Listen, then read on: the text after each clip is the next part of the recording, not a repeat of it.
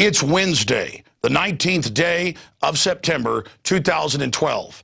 I'm Alex Jones. Strap yourselves in for an extremely important, groundbreaking edition of InfoWars Nightly News. Straight ahead. Tonight on the InfoWars Nightly News, Alex Jones speaks with InfoWars reporters Aaron Dykes and Melissa Melton about the UN takeover of our inalienable rights in the name of sustainable development. Plus, the dollar is headed for a rapid collapse as fake gold bars turn up in Manhattan. Then, Walmart sued after tearing up a woman's $100 bills. All that and more on the InfoWars Nightly News.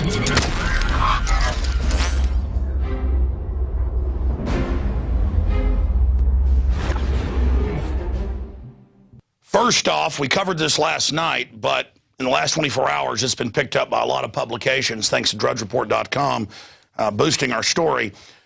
And I'm covering this again because it's so incredibly important. DHS has purchased an additional 200 million more rounds of ammunition. Additional purchases include bullets designed for snipers. The FedBiz Ops website shows the DHS is looking to purchase an additional 200 million rounds of .223 rifle ammunition over the next 4 years, as well as 176,000 rounds of .308 caliber, 160 grain hollow point boat tail rounds, and an additional 25,000 rounds of blank .308 caliber bullets for sniper training. Now, again, this is out over the next 4 years, but they've already purchased 1.4 billion in the last year they've taken delivery of. So it's just so many of these purchases are coming in, we can't even track them all. And we've had police calling in, you name it, saying, hey, we've been told, get ready for martial law. Get ready for total collapse. I hope that's not the case, but all the preparations are being made. James Smith over at Prepper Podcast website highlights, it is the type of ammunition and not necessarily the quantity that is troubling. Smith points out the DHS acquisition of .308 rounds is a concern because they are set to be used by well-trained snipers. That's right.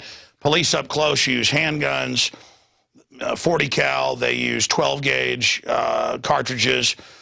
But when you .223 up close with rifles, when they start getting into .308, that's sniper.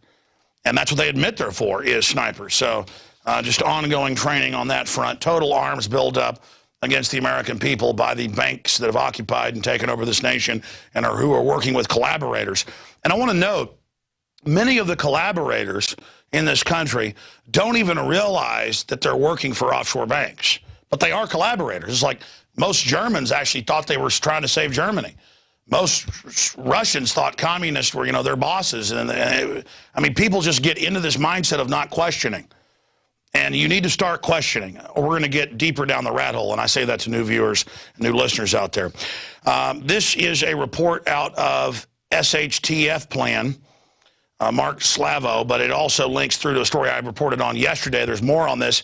MSNBC, CNBC, and others are reporting the lower the U.S. dollar, the greater the intensity of currency wars.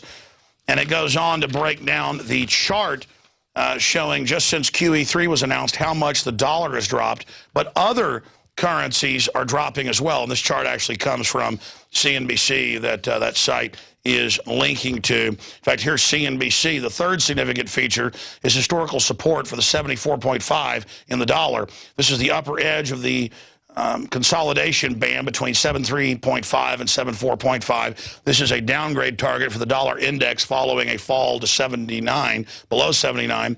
This target can be reached very rapidly over the next 3 to 4 weeks. A rapid collapse of the U.S. dollar puts immediate pressure on other dollar-linked currencies. So there's a race to lower currencies worldwide. There is a very low probability the U.S. dollar will resume its upward trend. The move below the value of the up trend line below the 75 confirmed the new downward trend has developed. So it's this seesaw up and down. But the issue is over a 10-year graph, not a 4-year graph, the dollar's going down. There's some ups and downs in it, but it's a downward ridge, not an upward. So we've got inflation going up because the dollar's being devalued. As it goes down, your purchasing value goes down, the cost of goods goes up. And you see that hyperinflation looming. They've tried to export the inflation, but it's coming back in derivatives, from oil to natural gas, well, firearms are pretty much a derivative now. Never been called that. But pork bellies, beans, everything, wheat, it's all going up. Okay, continuing here with the ongoing manipulation. I've been reporting on this for more than 14 years. And it's been in foreign journals, it's been in financial publications that specialists read. It's not secret, it's just something the average person that watches football all day doesn't know, that Fort Knox was found to have a bunch of fake tungsten bars plated in gold, that a lot of other major central banks have been caught doing this, and now all over the world, in New York City, you name it, citizens are going in, private folks are going in China, India, the U.S., Mexico, you name it, the reports are coming out. And they are buying 10-ounce, 20-ounce, 50-ounce, 100-ounce gold bars, put out by governments, put out by private groups, and they're spitting this to the media that, well, groups have gotten the bars and drilled into them and hollowed them out and put tungsten in, but this is being done very professionally. Tungsten weighs almost the same as gold, so it's very hard to tell if this has been done. But recently, again, more of these have been popping up, and here is a clip from Fox News in New York breaking down the fact that they're investigating this as a global phenomenon. The truth is, it is, and this is a kind of naked short in gold where these big central banks that are holding government's gold can loan it out and claim they have larger reserves than they do, that they've actually sold. And the truth is, you're looking at a pile of tungsten. And in some cases, it's gold bars on the outside and just tungsten on the inside. So it's not even bars that have had tungsten put inside. Sometimes it's gold bars outside of tungsten inside. And this just goes to how they've tried to use the paper market and other things to hold gold down, because it exposes what's happening with the devaluation of global currencies. The issue here, though, is now that George Soros and other heavy hitters are exiting stock markets, exiting brokerage, exiting handling people's money, because they know the design collapse is coming, and moving into gold big time, will they be able to continue to suppress it forever? That's the question. All I know is I'm investing in gold and silver. Okay, let's go ahead now and go to that clip.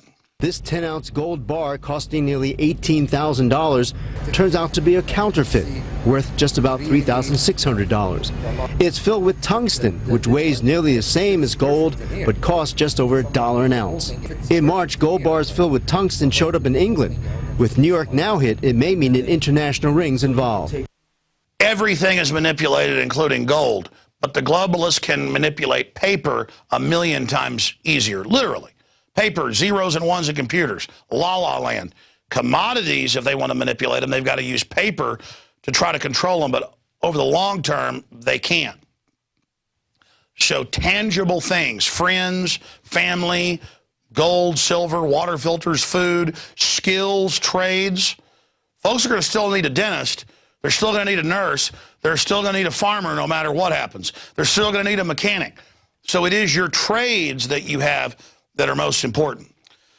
All right, continuing along with the ongoing disintegration of society, I remember a few years ago, I saw a report where a guy had done a school project with $2 bills talking about the Declaration of Independence. It was a school project for a class of Boy Scouts. So they were giving them all at graduation to a new scout level in their class a $2 bill that has the Declaration of Independence signing on the back. Well, he had some left over, and he went to Best Buy and tried to use a few of them with other cash, and they arrested him. The cops came, and they didn't know $2 bills were real.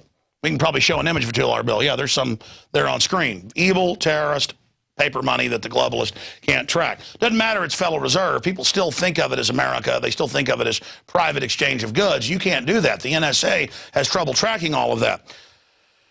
So they arrested him. And then even after they found out it was legal money, it didn't matter. I mean, you know, you don't do that as a prisoner here in America. Since then, I had my friend Chris Athanas, a local TV host I was friends with, programmer for many years, was sent to the state pen because he was on the edge of the University of Texas showing people silver dollars and explaining the Federal Reserve is private. The cops thought that was illegal. And they came over. He wasn't even on UT, but he had his concealed carry, had a license. This is a guy with a multi-million-dollar company, programmer. And they still found a jury that thought guns and silver were illegal to falsely convict him and put him in jail. So this is happening everywhere. This is going on everywhere. Well, there's a new case of this. You've seen the Homeland Security reports where they say to shopkeepers, if someone's using cash, they're probably a terrorist. In fact, if they're even buying a $3 cup of coffee and a Danish or something, they're a terrorist. I had a lady at a coffee shop just last week. I had a 50. And I had my wife and 3 kids. I bought like $25 worth of stuff at the coffee shop. We bought food there, sandwiches, you name it. And she said, I can't take this 50. And I said, man, with inflation, that's like $10 20 years ago. I said, all I've got's a... She goes, you don't have credit cards? Now the corporations, the big chains, which we shouldn't even be shopping anyways, it was just where we were at, so we went in there. They are now pressuring their minions, because I talked to her. I said, listen, that's not a big deal. She did the little marker to make sure it was real afterwards. It turned out the manager was a listener, and they're like, listen, we've been told to discourage cash, so it's on. So now with that background, here it is.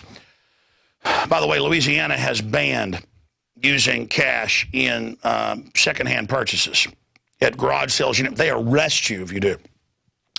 Texas woman sues Walmart for ripping up her $100 bills. The banks are trying to force cash out.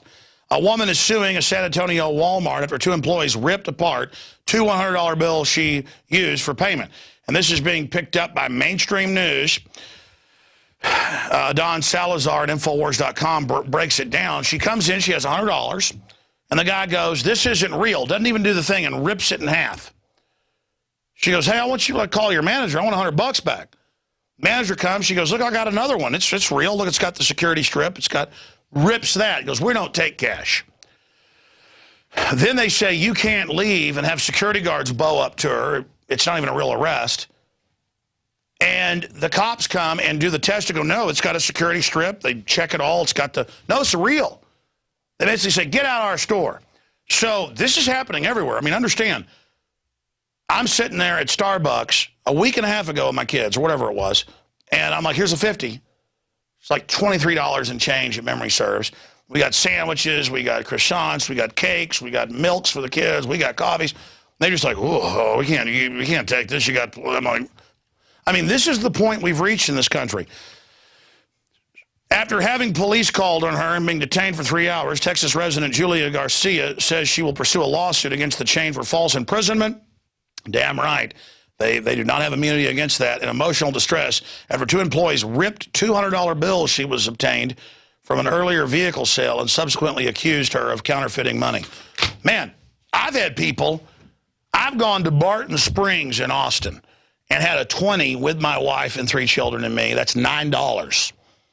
And I get between, they go, you got anything smaller? It's like this, whoa, well, let me check. And again, it's all about we're all guilty and we're all bad. But the foreign banks devaluing the currency and taking over, they're good guys.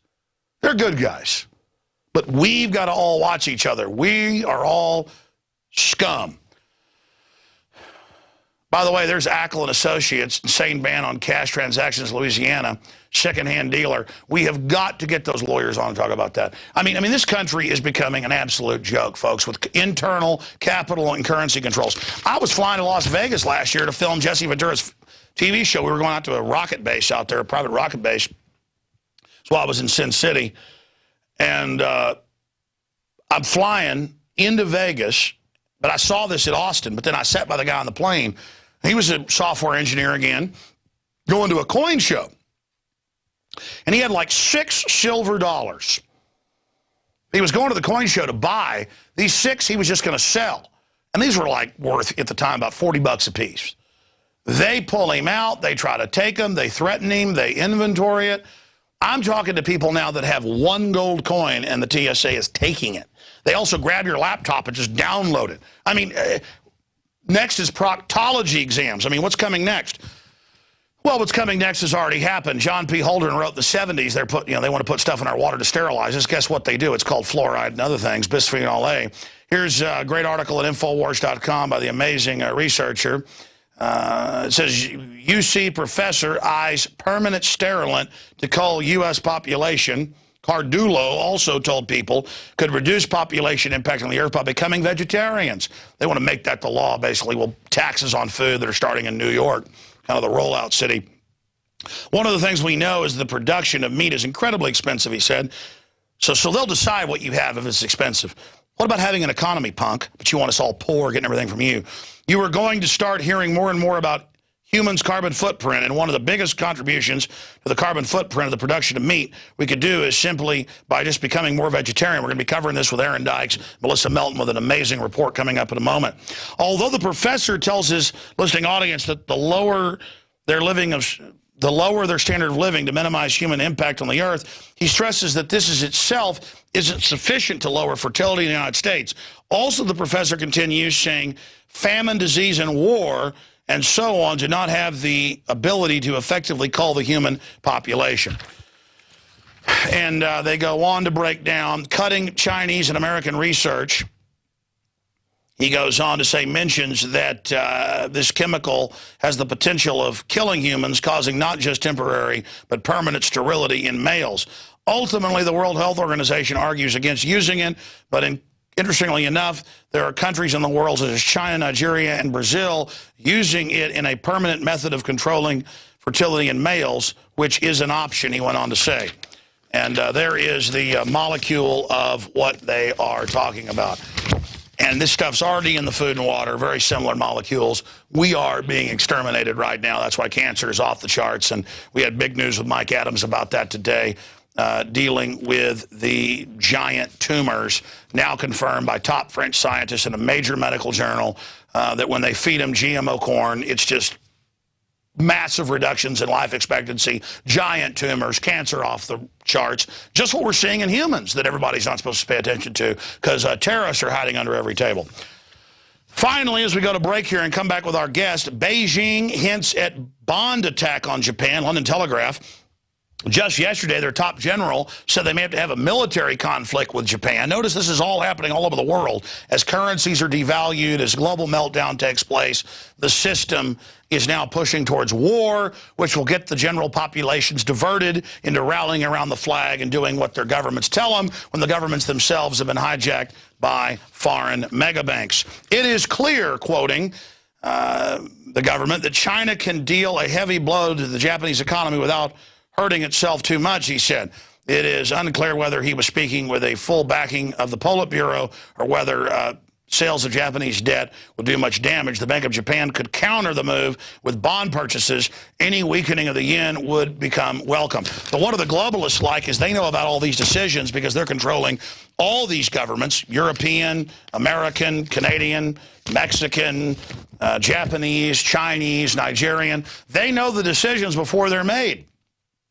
So they can all pre-position, knowing the ups and downs, to consolidate power and control. But the biggest consolidation of power and control is that the social engineers are destroying industry and making us all poor so they can control us for less and less money that they, again, control completely. It's about shutting off energy to make you pay more for less. This is all about artificial scarcity. Here is the daily quote as we go to break and come back with the amazing report compiled over the last 3 weeks by Melissa Melton and Aaron Dykes. Japan is an important ally of ours. Japan and the United States of the Western industrial capacity, 60% of the GNP of the two countries. That's a statement in and of itself, Dan Quayle. Okay, we'll be back with InfoWars Nightly News. They want to make you so poor you can't vote with your dollars for organic food or vote with your dollars to get high-quality vitamins and minerals at places like InfoWarsHealth.com. They want to make you poor so you can't afford 6 memberships for the price of one at InfoWars Nightly News. You can sign up at prisonplanet.tv or InfoWarsNews.com. One membership, the username and passcode you create, can be shared with up to 6 people who can simultaneously log on. But even if you can't become a member, and you're watching this as we virally spread it out the day after we air it first for PrisonPlanet.tv viewers, you can spread the word about the radio show, about PrisonPlanet.com, and about InfoWars.com. The success of this mission against tyranny depends on you and the decisions you make right now. Going along with this tyranny will not protect you. History is clear on that, and my gut is clear on that. My instincts know the way towards liberty and freedom for ourselves and our children is standing up against these bullies and giving them both barrels in the info war. So subscribe today at prisonplanet.tv. We'll be back with an in-depth investigation of how the United Nations and the globalists are conquering America. The UN flag now reigns supreme over my state of Texas. I live in a fully captured globalist control system. Agenda 21, the next phase of tyranny, straight ahead.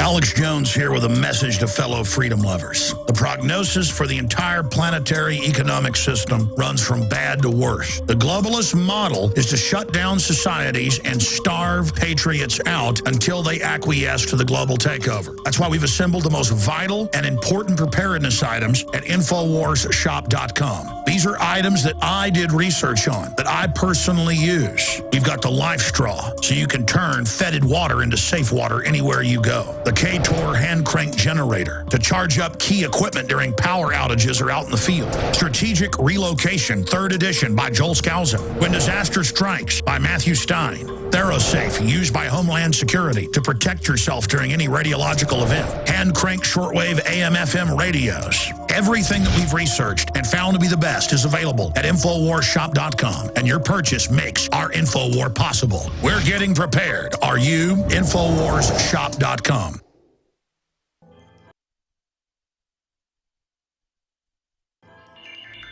Alex Jones here with a message that could revolutionize health in this country. Going back about a year and a half ago, I began to learn from friends like Ted Anderson about the incredible health effects of longevity products.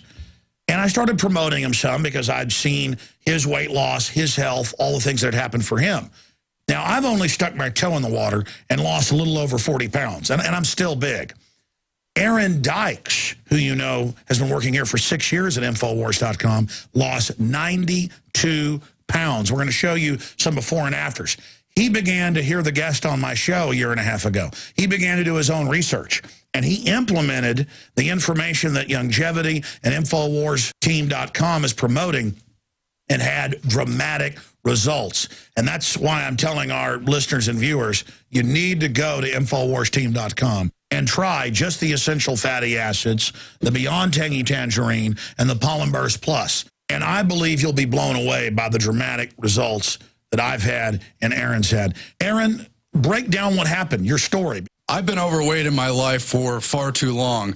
Years ago, I lost a lot of weight, more than 50 pounds, but it came right back. I wasn't able to keep it off. More recently, I've worked really hard with diet and exercise to try to lose weight, but I just didn't get the results. It just didn't happen, and I wasn't able to stay motivated long enough to reach my goals. Then I saw what you were doing with InfoWarsTeam.com and the great products, Tangy Tangerine, kind of the base one to start with. I wasn't even trying to lose weight, but I got it because I wanted to feel better energy. I wanted that nutrition, didn't even understand how that could kickstart my own weight loss goals, but the products did that for me. I found myself suddenly losing weight, more energetic, wanting to exercise, wanting to eat the right foods. And they don't even advertise it as weight loss. They don't, but it became... But pharmacist Ben Fuchs explains that's what happens if you're overweight, because you're no longer hungry because you're getting what you need. When you start taking their proprietary formulation of essential fatty acids that blows the competition away.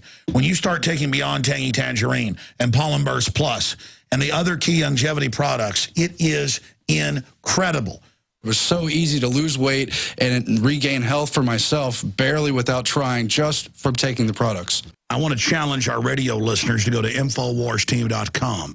so you can see for yourselves the incredible results Aaron and others have achieved with longevity products that are discounted at wholesale prices at InfoWarsTeam.com. Sign up as a distributor and get wholesale pricing discounts at InfoWarsTeam.com. The revolution against tyranny starts individually with our bodies. There is a global awakening happening. The sleeping giant that is humanity is awakening, and a big part of that fight starts at InfoWarsTeam.com.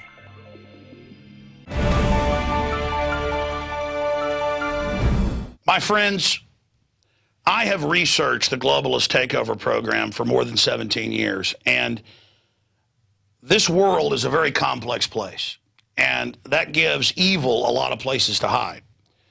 But bottom line, we have a lot of collectivists who actually serve multinational corporations who are crony capitalists. They use government to shut down their competition and take over societies.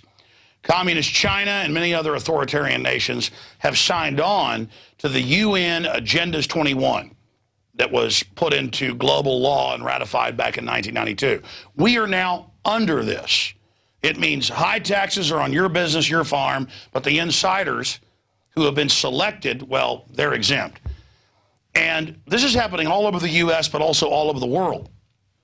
I live right here in Austin, Texas, and I have just seen hellish activity where UN-sponsored groups have taken tens of thousands of acres of people's property without even paying them in some cases, and then turned around and built on it a few years later. I mean, this is just mafia saying, hey, we're taking over for the earth. They're shutting down our last Austin power plant. They've already doubled our prices the last few years, saying it's for the earth, but it's really for General Electric and others that are set to make even bigger profits by shutting down their competition. We are being financially conquered. We're going back into serfdom and slavery. And this is the first of many reports we're going to go out and research and present to you here, because all around Austin now and all over the state and all over the country, they're coming in and financing people to run for mayor and city council. They're coming in with federal and international and Rockefeller money, throwing money around and promising a bunch of stuff and taking over the towns, and then jacking up taxes to shut everybody down but themselves. It's amazing. You can't even build a house in Austin unless you're part of the insiders and basically make payoffs. This is so scary to see this happening. Now, we're about to premiere a report that's taken almost 3 weeks to put together by Melissa Melton and Aaron Dykes that they just finished minutes before airtime. Aaron Dykes and Melissa Melton. Aaron, you've got a lot of the research here in front of you. We'll do future reports on this, but we're behind the 8 ball here on time. From your research, I mean, I told you this was a UN takeover, but as usual, you went out and researched it and found, oh my God, you've been very angry about this. You don't usually have a temper. What did you discover, Aaron? Well, I already knew it was Agenda 21 and that all these terms matched up with sustainable development, but I went and checked again anyway because they all denied it at this meeting that it had anything to do with the United Nations. But at 2 different meetings. Yeah, 2 different meetings that had anything to do with Agenda 21, even though it's patently Agenda 21, which was always meant to be implemented locally through the NGOs, and that's what's happening here. But it's the same people from Central Texas who tried to push toll roads on us and all the other garbage with light rail and trying to put us in these compact grids. Seizing already built roads and making you pay for them when it's far and run. Tell them how many Rockefeller foundations were involved. Endless. I've got a list here just of, well, just a few of the environmental related entities that Rockefeller owns or contributes to. Everything from Urban Land Institute, Sierra Club, Open Space Institute. You get the idea. It's a bunch. And again, the key is they get these laws passed locally by their operatives who they... I saw an article where they've bought over 200 Texas newspapers just to get the toll roads in. They actually are buying the towns so that no one can resist them, because all the money and control is in taxing you to drive down the road or live or have a well. It's all one central smart growth plan that they wrote at least a decade ago, and they're still implementing it, even when the people said no, shouted them down at protests and public meetings. They're still Texas polls are 99% against this. They're just doing it anyway, and they're at these meetings. And what you found, Melissa, tell folks about the Delphi technique, because you show the video. They said just by coming to these meetings at the cities, you acquiesce to what they're doing. Oh, yeah. They said there was a bullet point on one of the PowerPoints right at the very beginning that said just by participating that you agree with everything that happens at the meeting. And basically all of the questions were leading. Everything was leading, and all the answers were preset. So no matter what you chose, you were choosing Agenda 21. What did you make of the fact, Melissa, that, well, I mean, just repeat everything I've heard in the office and all the documents, that they're going, we don't know what that is. Oh, police. Oh, man. Some of the footage we shot, it was just amazing how fake they seemed when they were saying this. It just, you know, it was very obvious that they knew what was going on, and they're like, Agenda 21, 21, what does that number mean? Like, they were just acting totally confused. Meanwhile, you found the handbooks where they tell you how to deal with the public. Literal handbooks written by the NGO that works directly with the United Nations called Local Agenda 21. It's the same. They call their workshops visioning seminars, community forums. It's literally in there page after page. And how to deal with us. Yeah. You were showing me all these, Aaron, because you dig into this stuff. Aaron's an incredible researcher. There's a few of them. The real bombshell one's only online. And then you went and interviewed the UT professor that calls his class. Tell folks. Yeah, I actually went and interviewed a professor who calls his class Agenda 21, and he says it's about collectivism. And he says it's about all of us need to learn how to live better with the environment. We need to be more ecologically friendly. But really... But that means giving society over to them. Basically, yes. You never hear them talk about GMOs, though. No. It's all, your carbon's bad, pay Al Gore money. Yeah, and we were told that, oh, this came out of the local communities, little towns with 10,000 people, that the mayor stayed up late at night to write these plans, even though they're directly out of the United Nations. And it's in every city in the country, in every town, and we've got them on tape going, no, we just thought this up. And then you go find out they're all working for the NGOs. And they say it has nothing to do with the national agenda. Clinton set up the Council for Sustainable Development. Obama set up his own Partnership for Sustainable Communities. Notice the name of this book, same exact plan.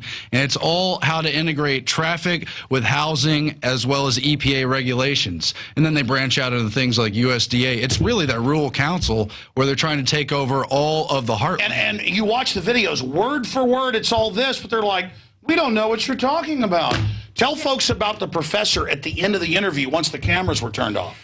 At the end of the interview, once the cameras were turned completely off, he waited for us to put them back in the bags even. Then he pulled out that he was a democratic socialist, and he noted that his father worked for the CIA, and he motioned to a paperweight that had been sitting on his desk throughout the entire interview and basically put it in my face. What do you think that was supposed to do? My dad works. I guess he was trying to intimidate me at that point, because towards the end I asked a little bit harder questions, and I think he realized where I was kind of going with it when I said, well, these people are extremely authoritarian. It wasn't just him, Alex. There were grad students at these meetings who were part of these sustainable development classes. Oh, they've got a big career coming running our lives. But I tried to interview him, and the guy said, are you with the group? I'm not allowed to talk to you. And I was like, oh, they told you not to talk to us? And he walked away. And you yourself have a degree from UT.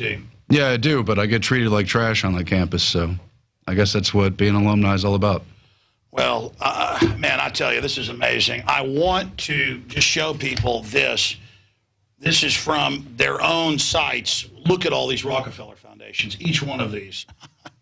Every one of them set up by these people. See, real power is in controlling everybody, deciding what you can do, how you can live. It's a cute name like Nature Fund, but then you look at who's on that board. It's people from Bain Capital, people from Rockefeller foundations. It's people who run J.P. Morgan and are still on those boards today, dealing with this land that they're going to turn over in some corrupt behind-the-scenes fashion. Yeah, well, people need to look at these books, because this is what they're setting up right here. And again, word for word, what these people were pushing, who were funded by these NGOs, and they're laughing at you, going, we don't know what that is, because they know the general public is not going to read this. They're not going to look at this, and it's just so sad. And maybe some of the people that work for them are useful idiot minions. The point is, the professor started saying the family was a tyranny. Well, that's standard. In Germany, they've already passed the law, no new homes for families. Families must live in communities, in dorms, with all these weirdo socialists telling you what to do with your kids. I mean, it's hell on earth. Hell on earth. Yeah, he pretty much said the nuclear family has its own brand of tyranny, and then he explained to me exactly how that was. And that driving in cars was a tyranny. Yeah. It makes mothers subordinate to have to take their children to live. As if dad and mom don't both. I mean, it is amazing. Yeah. Well, we know how the globalists treat women. We've only got about 1 minute left before we go to this piece. I guess we call it Texas taken over by the UN, or the UN conquers Texas. But again, this is everywhere. This is all over the country. 60 seconds, Aaron. I've got the map from HUD. It's mapped out almost every region in the U.S. It matches this congressional map. Oh, half the country off limits. You bet it does. But just in Texas, they've got the Houston greater area, they've got the Dallas-Fort Worth area, and Austin in a big triangle. It's all going to be gridded out. Almost nothing will be left free. That's coming up in this report, Melissa. I just feel very sad for the people that go to these meetings. They think they're doing something really good, and they go in there and then they're told, this is your vision for your community. But it's not. It's not their vision. They had nothing to do with it. It's being imposed upon them. Great job, guys. And we're going to continue to go to these meetings and cover it. We're going to continue to document this. And folks, all over the country, all over the world, it's the exact same thing. This is happening in your town right now. And you walk in, they go, by coming to this meeting, you agree to whatever we do. And you don't even get to speak in the meeting. You have a sticky note that you go and you put on the thing. And that's how the UN model works with NGOs. They have financed NGOs that let the public speak in fake town halls, but you don't vote. They have these regional governments funded by the feds, the globalists, and others who come in and then totally take over your society. Comments on that? I mean, that's exactly what we saw in this. I mean, the people came, they thought they were going to get a grocery store in Hutto, for example. And then when I went and asked the lady who was running it later, 94% of people here think they're going to get a grocery store. Are you going to add that into the plan? And she said, well, this is just for planning. We can't just make a grocery store. No, all they do is they get you to sign on to controlling the land. And then Michelle Obama says, we'll end the food deserts.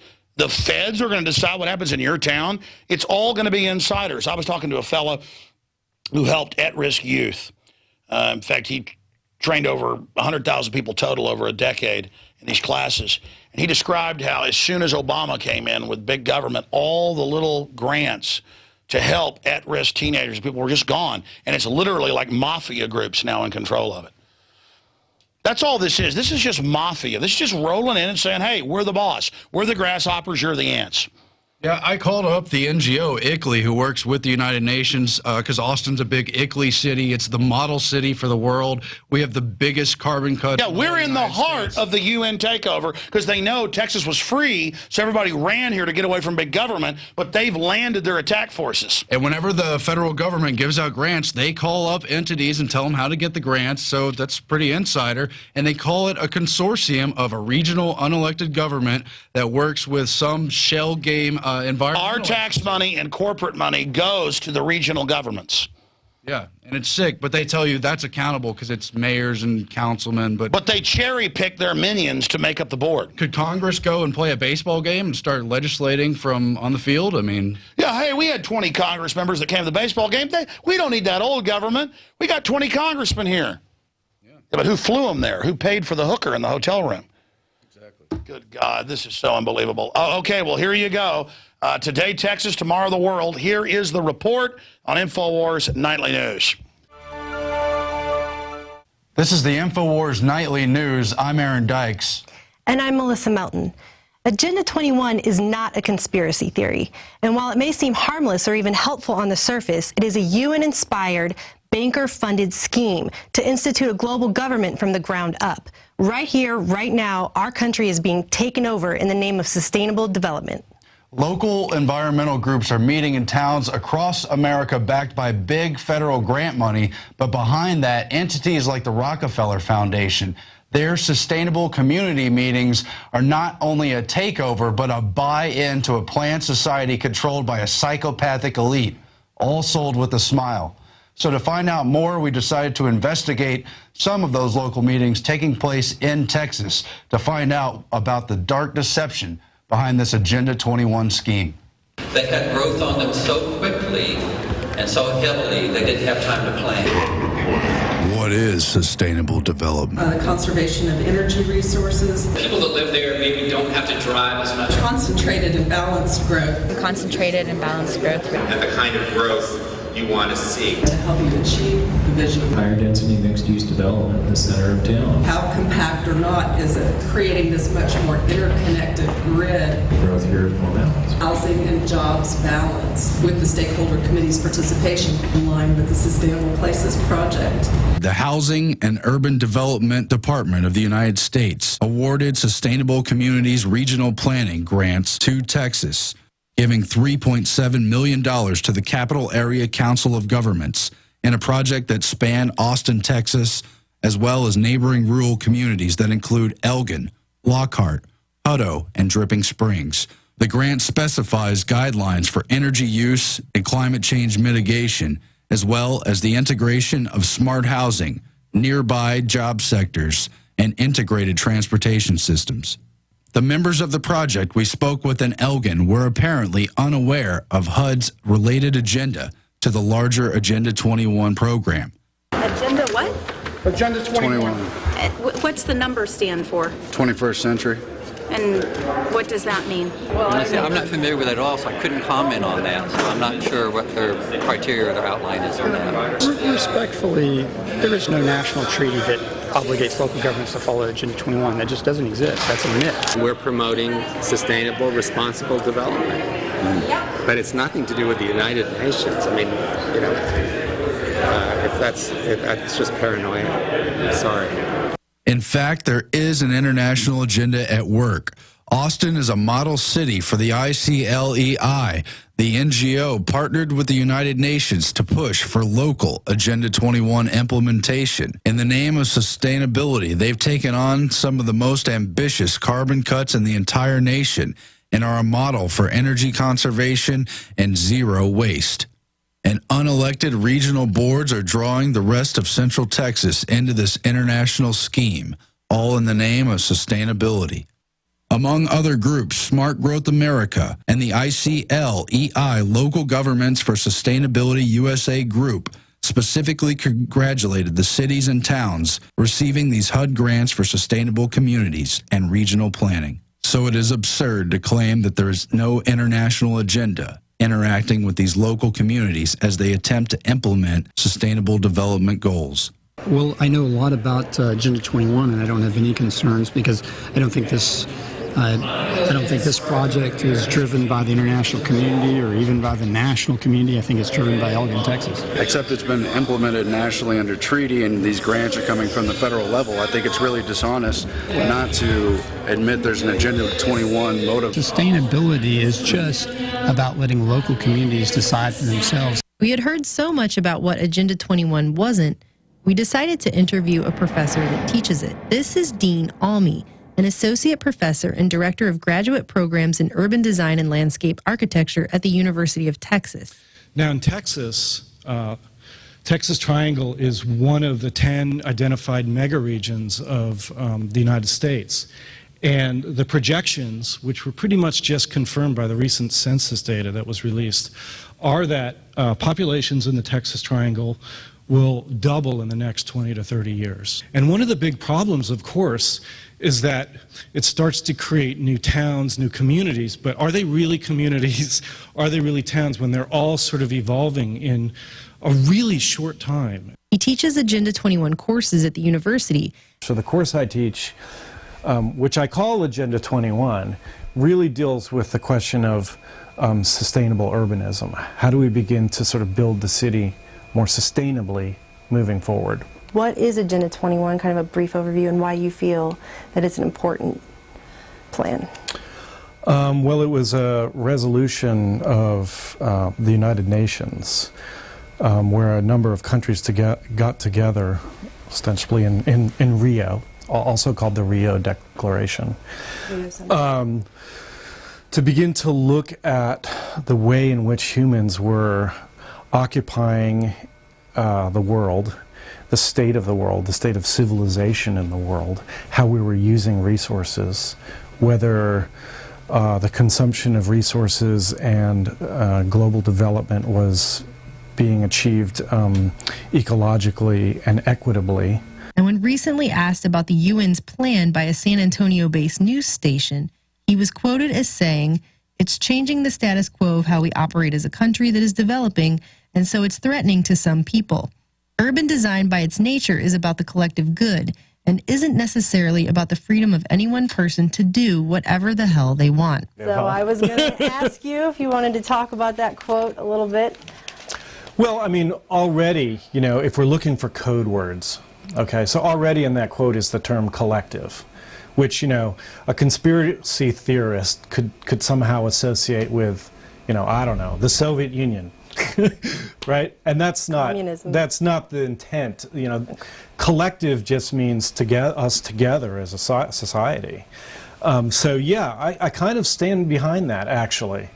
Cities are not individual constructs built by single people.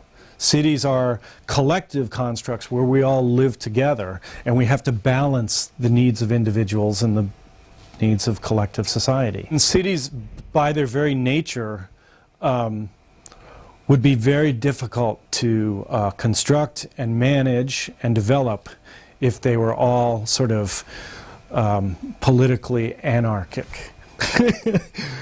Agenda 21 Sustainable Development Visioning meetings rely on the Delphi technique, a manipulation tactic wherein a facilitator ensures a public forum goes as planned with the predetermined outcome already decided upon by those who ultimately called the meeting. The Delphi technique was created by the Rand Corporation in the 1950s for the U.S. Department of Defense to use as a psychological weapon during the Cold War. While community feedback is encouraged, the final outcome is driven by leading questions and preset answers. These same exact strategies were outlined in detail in the local Agenda 21 handbook. We saw this at both sustainable development meetings we attended. No matter what answer a community member chose, it all fed into the Agenda 21 plan already underway. The project planners admitted they weren't working with a blank slate, but were instead following a plan already mapped out by so-called stakeholders. What we want to be really clear about is that we're not starting from sort of an empty slate.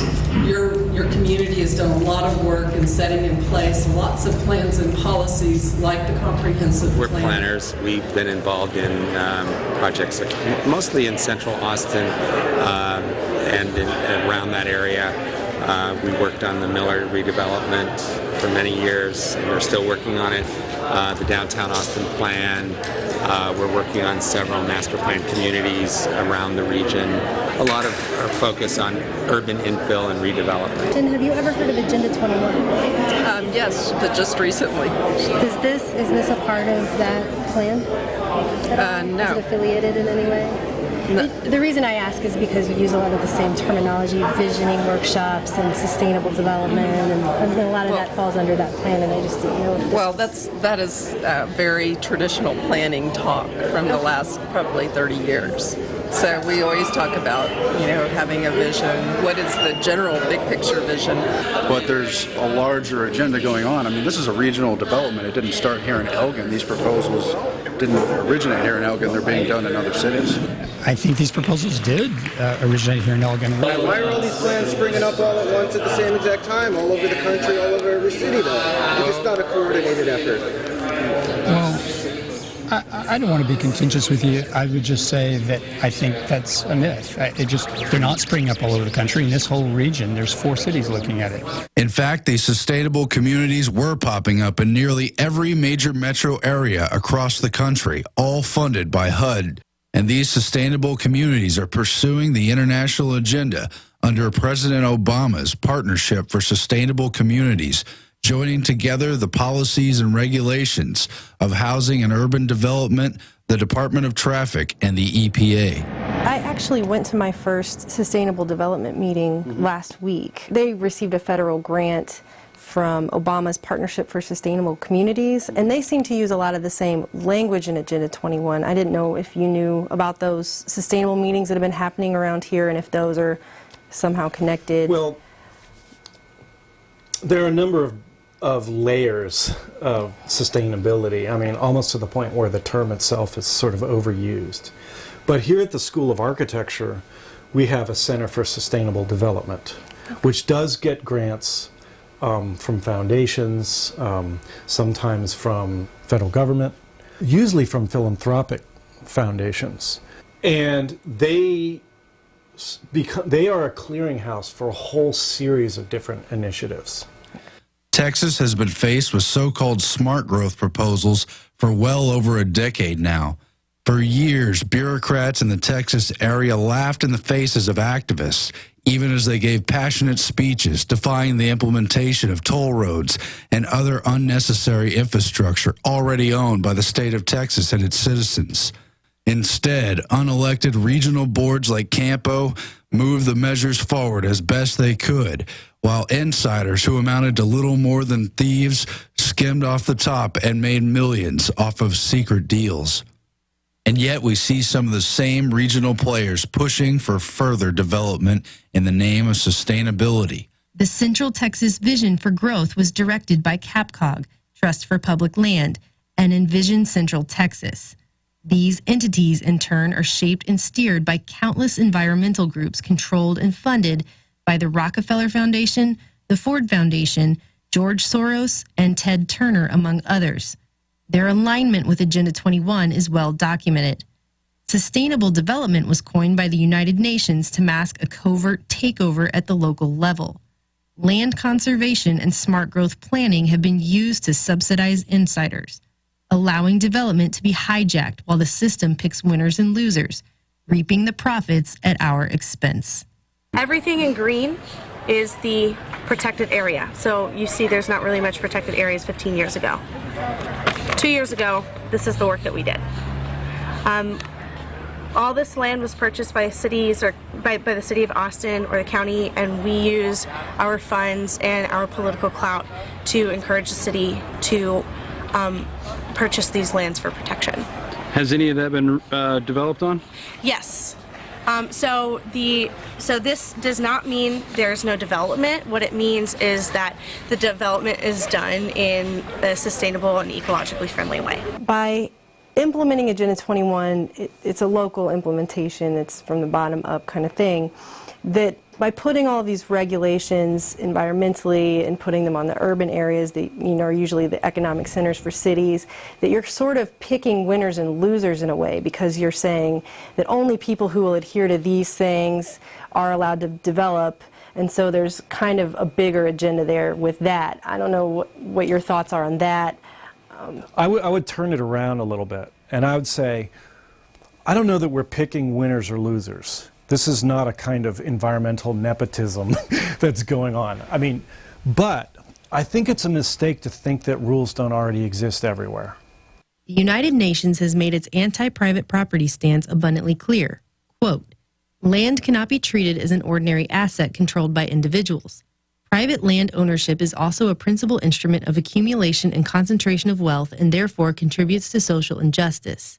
The provision of decent dwellings and healthy conditions for the people can only be achieved if land is used in the interest of society as a whole." First of all, we have to believe that humans need to live kind of symbiotically with the earth, that we're not here to dominate the earth.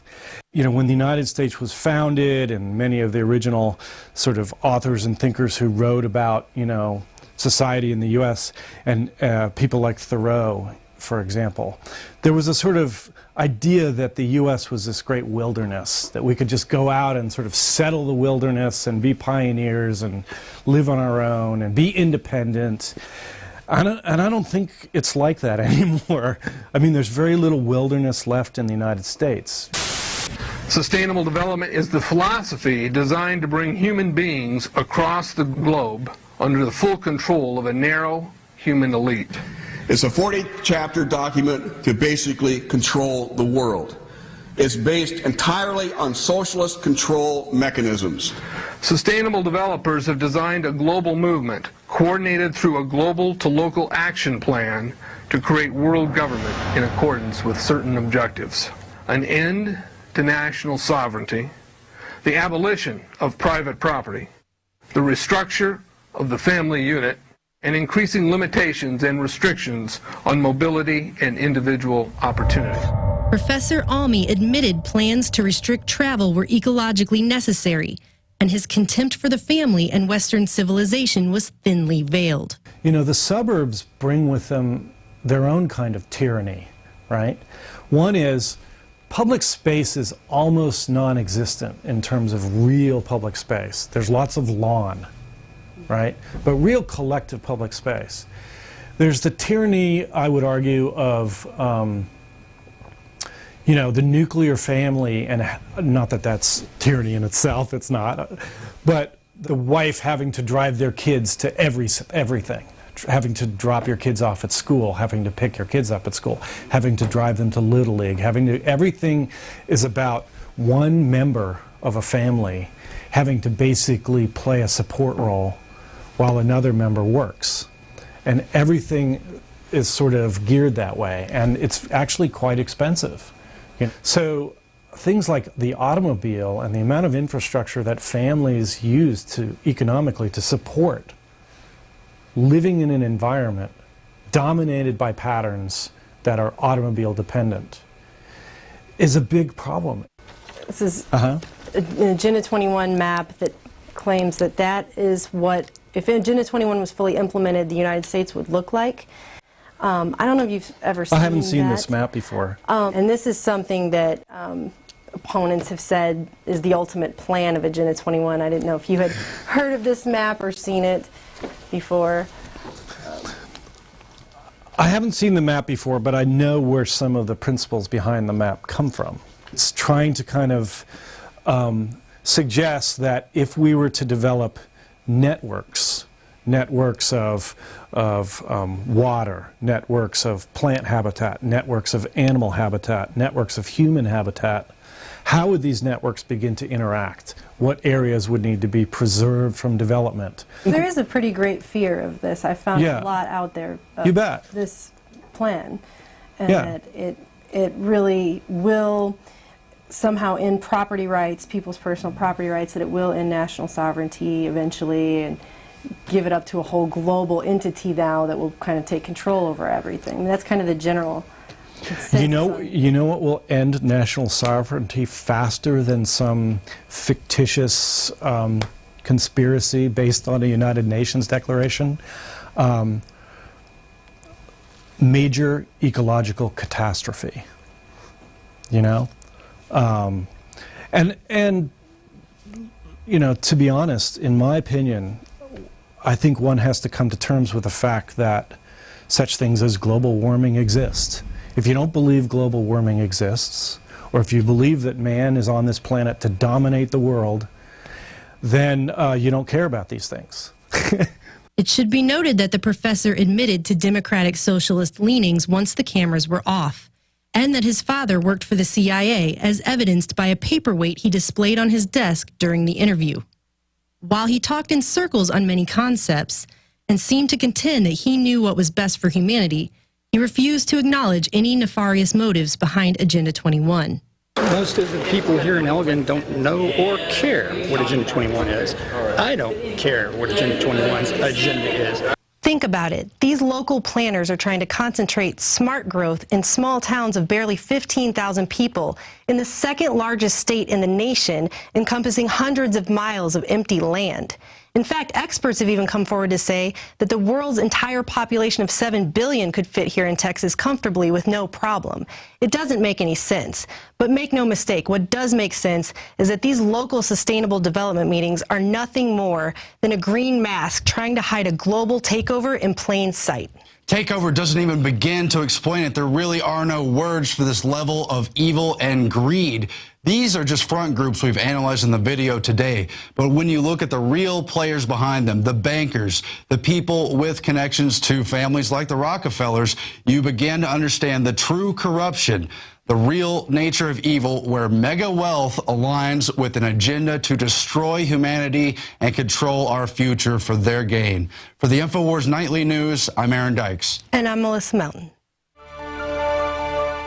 This is real investigative reporting. This is real research. This is putting our necks out there against these groups. Ladies and gentlemen, there's one thing they can't stop, and that's you becoming informed and taking action. I guarantee you this is happening in your town, because there is trillions of dollars in this. This is the whole ball of wax. Please get this report out to everyone you know. Please warn everybody that this takeover is taking place.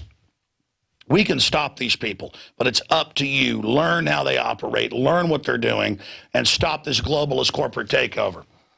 The globalists have gotten good at this. They've taken over so many third world countries, old world nations, European nations. They are tyrants. They've got a formula, but they have a playbook. They have a formula. We know their formula. And if we'll wake up to the fact that they're doing this, they're like, hey, we're just planning. We're just, you know, city planning and social planning. Yeah, by globalists that have hijacked our country that are eugenicists. That's like saying, hey, this is just a meat cleaver. I'm just hacking you up with it. I mean, what's the big deal? This is happening right now, so it's up to you to take action. I'm a reporter. I'm not a general. But I will tell you this is an info war. So if you want orders, here it is. Get out there and take these people on in the info war. They are absolutely anti-human, anti-liberty, anti-freedom. They are parasites from the word go who think we should thank them for running our lives. I know this. I declare independence, 1776, Part 2, against these people. And I know you're doing that as well. The Washington Post, the New York Times, they all admit, oh, my God, people are waking up to Agenda 21. Yeah, it's real, but it's a good idea for you. It's collectivism. It's communism. You're going to like it. No, we don't want it. Even if you were angels, we want our free will, but you're not. At the top, they're eugenicist, wicked, power-tripping control freaks. I'm Alex Jones signing off for this very special edition of InfoWars Nightly News. The rest is up to you. So cry havoc and let loose the dogs of the InfoWar. Loose those arrows.